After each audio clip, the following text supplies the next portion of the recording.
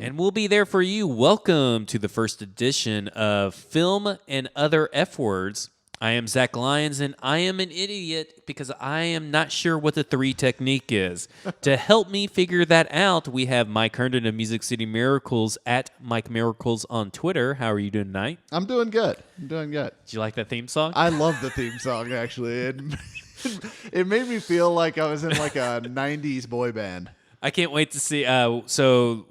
This is going to be kind of a semi-week or bi-weekly? Semi-weekly? I have no idea. It's going to be every other week. We're going to send this audio over to Titans Film and Other F Words. Get it? Because he's Titans Film Room. We're Football and Other F Words. And basically, I've learned in being in a bunch of these conversations that I really don't know football as well as one should who has to talk about it. Luckily, I am very good looking, so that really helps on a podcast show. So I'm going to interview Mike, and kind of we're going to have a good back and forth, and Justin Graver of Titans Film Room is going to put it all to video. So we've already had a discussion about all this topic, so there's already because this was originally just going to be a blog post. And so it's going to be a blog post on our website, fwordspodcast.com/blog, as well as the video will be on YouTube and posted up on the website and posted on Twitter when it's ready. So, Mike, like I said, I'm an idiot. Yes. So what is a 3-technique defensive lineman? Explain it to me like I'm a fucking idiot. All right. So, idiot. A 3-technique... It's really the word technique, I think, is what kind of throws people off sometimes, because when you hear technique, you think, oh, it's a way of playing, or it's some sort of move that they're doing or something like that. Well, that's not really it at all. So the 3 technique simply describes where a player lines up on the defense relative to the offensive line. So the basic idea is you start with a zero technique, which is really called a nose tackle. Nobody really uses the term zero technique. That is lined up heads up over the center. And then in the gaps, you go with odd numbers. So between the centers and guards on each side is a 1 technique. If you line up heads up with the guard on either side, it's a 2 technique. Between guard and tackle is a 3 technique. Heads up on a tackle is a 4 technique, and so on and so forth. It gets a little bit odd when you get outside to the tight end. The tight end heads up is a 6 technique, as you would expect it to be. But then an inside shade on a tight end is called a 7 technique, whereas an inside shade on a tackle would be a 4-eye, and an inside shade on a guard would be a 2-eye. And then outside of a tight end is a 9. So when you hear people talk about a wide 9, they're talking about a player that lines up outside of the tight end or outside of where the tight end would be lined up. So sometimes if you don't have a tight end on that side and you're playing a wide 9 technique, you're still going to line up outside of where the tight end would be aligned. So that's, a lot of times you see it if you watch Cameron Wake, the Titans' new defensive end with Miami. He lined up outside in a very wide 9 technique a lot in Miami on third down pass rush situations, trying to get a better angle to attack the edge from. So the 3 technique is simply where a player lines up, and that is between a guard and a tackle. So when you go back and listen to this audio, you'll realize that you did not explain it to me like I'm an idiot. Because that's a lot to take in one setting. Then I went too far. You went too far. So to clarify, the 3T is what we're going to call 3 technique from here on in. Okay. 3T lines up between a tackle and a guard, or a guard and a center. No, it's between a tackle and a guard. Well, then you would just say yes, the tackle and the guard, because I gave you both choices. Sorry, I thought you were saying that they line up in either spot. No. A 3 tech which lines spot? up I guess between the tackle and guard Gotcha. on either side. Gotcha. So looking at, and we have this picture going to be up on the blog, they're mainly responsible for 1 gap in between And that is that lane that is between the tackle and the guard, correct? Right, exactly. So if you look at it from an offensive standpoint, offenses describe the gaps between offensive linemen as the A gap being between the center and the two guards on either side. And then the B gap is between guard and tackle, again, on either side. And then C and then D as you get out further. So the 3 tech is going to always be lined up in the B gap pre-snap. And that's going to be the gap that he's responsible for because, if we'll talk a little bit more, I think, about 1 gap versus 2 gap responsibility for defensive linemen. But when you're lined up in the gap, you're really only responsible for that gap. Okay, so we're a 3-4, but we do front multiplicity, if I could talk, but I'm a fucking idiot, so of course I can't. Is the 3T, the 3 technique, scheme specific? It's not scheme specific, though it is more commonly associated with a standard 3-4 or 4-3 defense. So, but you can have a 3 technique with the hybrid 3-4 fronts that we see more commonly in the NFL today. Very few teams run a true straightforward 2-gapping 3-4 anymore. Most of them are a hybrid where you've got some guys that are 2-gapping, some guys that are penetrating 1-gap attack type players, and that's typically what your 3 technique is going to be. Is the player that is the 3T, I think I'm just going to say 3 technique. I know we said 3T, but let's say 3 technique. Limited to which side of the field he is successful on? No, it really works to either side. And a lot of times, like, for example, what the Titans did with Jarrell Casey, during the era when LeBeau was with the Titans, Casey and Daquan Jones played on side. So Casey would always line up on the left side of the offense, so over the left tackle or left guard in that side of the offense. And then Jones was on the right side. In Dean Pease' defense this past season, they actually flip-flop sides. So basically, depending on the strength of the offense and the call of the defense, they wanted to get Casey lined up in the 3 technique as often as possible because that really accentuates his skill set. So 3 technique is pretty much most commonly associated with 4-3 fronts.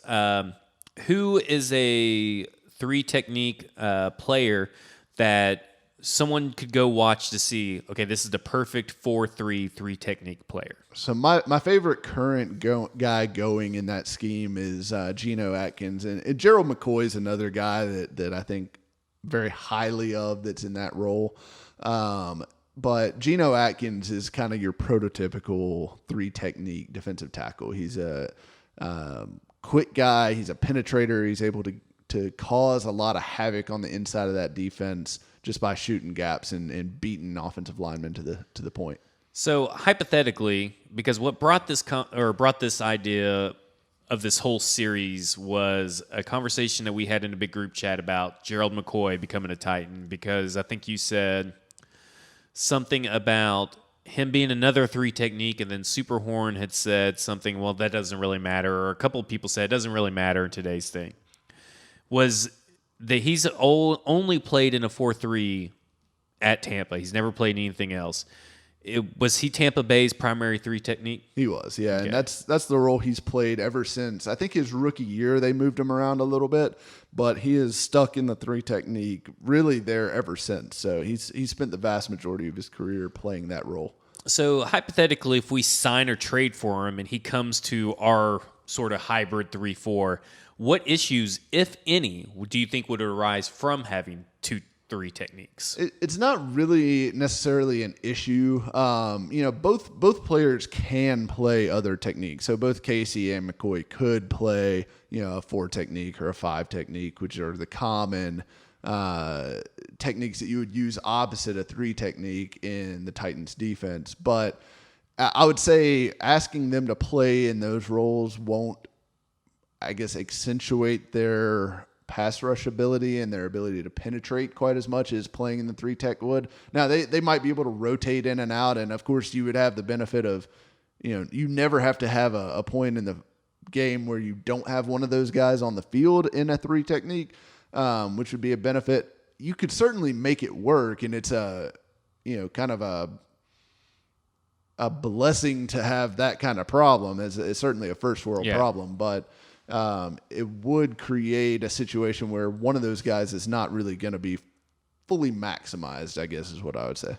So what problems would arise from both those players playing three technique at the same time on each side of the nose tackle? So ultimately that comes down to it's hard to explain without a diagram, really. And we'll have diagrams, I'm sure, on the video, but we also we'll have them on the thing. But so bear with us. This is not made for audio. So the problem with playing 2-3 techniques at the same time is you run into gap problems. And basically what I mean by that is depending on where the offense is lined up and how the offense is lined up, you're going to have a hard time defending that outside gap on the strong side of the offense if you've got 2-3 techniques. So you're essentially going to end up in a situation where you've either got an edge defender who's responsible for 2 gaps, which is really virtually impossible to defend because an edge defender by nature has to keep his outside shoulder clean to defend against anything getting outside of him. He's a contained defender. His job is to force everything back inside, so he can't 2-gap.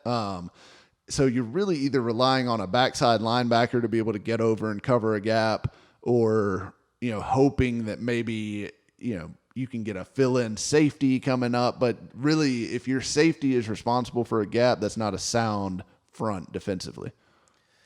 So when you refer to gap or 2-gapping, because we're about to get into a lot of that term, are you talking about 2 separate gaps, or are you talking about the 2-gap? So it's 2 separate gaps. So what 2-gapping really means is when a defensive lineman is lined up, we'll say heads up, like a defensive lineman is lined up against a tackle, and he is nose to nose with the tackle. They're aligned. Sometimes that's a common front for the Titans. They use that a lot with Daquan Jones, and his job on that play is not to penetrate and create disruption in the backfield, but rather to control that tackle and be able to shed and play either side of him. So the B gap on the inside or the C gap on the outside, if a play comes there, he's responsible for being able to get to either gap. So his job is to basically shock the tackle, control him, and then shed to go make the play. You were talking about linebackers and safeties when you have 2-3 techniques on the field because they can only mine one gap. Mm-hmm. Why is that a bigger problem? Because shouldn't your linebackers be able to close in on a running back easier than a defensive lineman?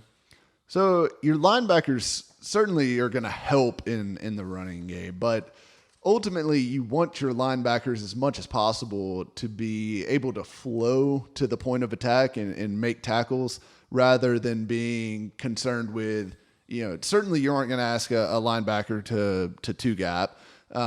You want them flowing and attacking rather than being responsible for, an extra gap somewhere.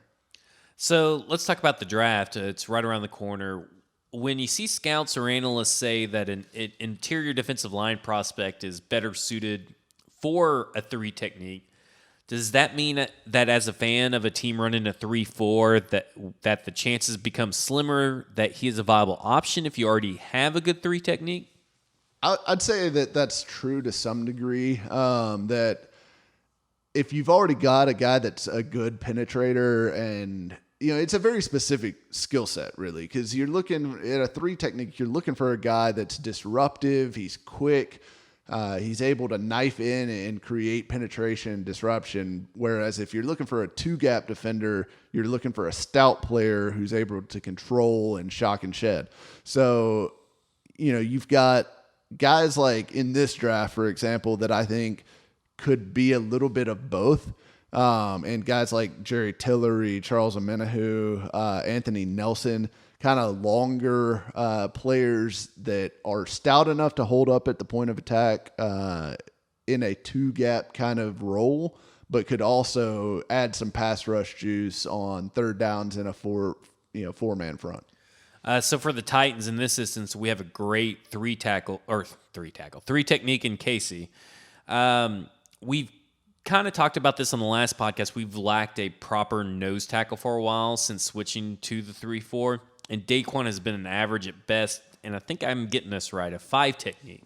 Mm-hmm. What's the most viable solution currently to help Casey in this defense get more pressure? So I think, part of the reason that there's been so much criticism on Jones and Johnson is their lack of production as far as sacks go.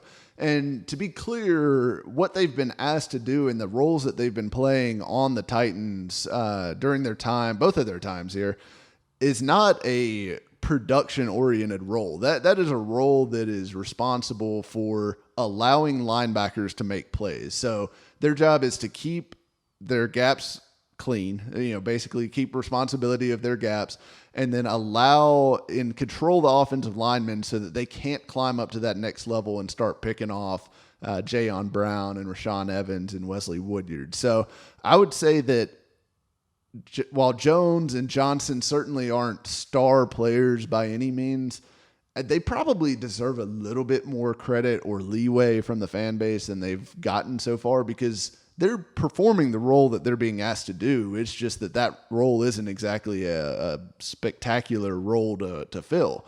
But I would say that from a third down standpoint, the Titans could certainly use some more pass rush juice from the inside, because you really got Casey and then, nobody else that rushes from the inside. Usually the Titans would bring a third edge onto the field if they really wanted to load up to go after the passer on a third and long. But I think from an early down perspective, the Titans are actually in better shape than most view them from that standpoint. But maybe if you added a true nose tackle, because really Johnson and Jones are both probably better suited for that 4/5 technique role on the opposite side of Casey.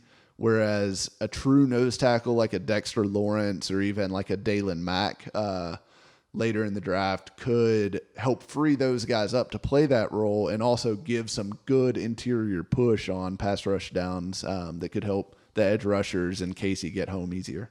All right, so I'm an idiot, so let me make sure before we go that I got this right.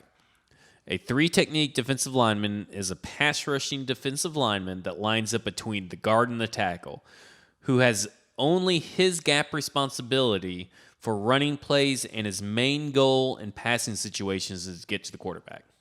That's a good summary. You want a guy that's going to penetrate and disrupt. That's what she said.